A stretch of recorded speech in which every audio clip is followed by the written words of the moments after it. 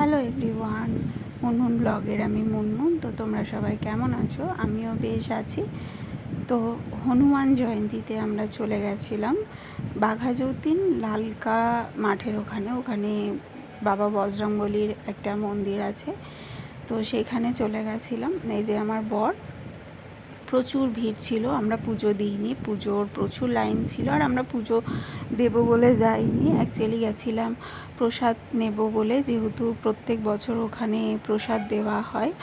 আর মন্দিরও দর্শন করতে গেছিলাম। এই যে মা শীতলা মায়ের মন্দির, মানে মন্দির না, একটা শীতলা মা এখানে রেখে দিয়েছে। ওই পাশে যে পুকুরটা, ওখানটায় হচ্ছে বিসর্জন হয়। আর প্রচুর লাইন, মানে যাদবপুরের যে রাস্তাটা, ওই রাস্তাটা পর্যন্ত লাইন ছিল। কিন্তু কপালে থাকলে প্রসাদ তো পাবোই, তো সেই জন্য আমরা লাইন দিয়েছিলাম।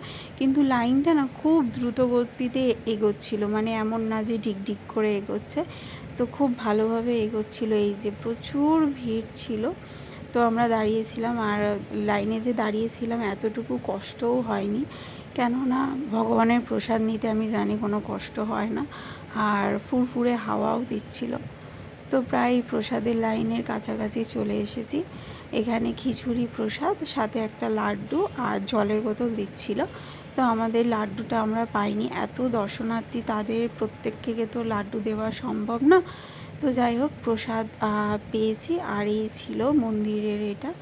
তো কেমন লাগলো বলো, টাটা।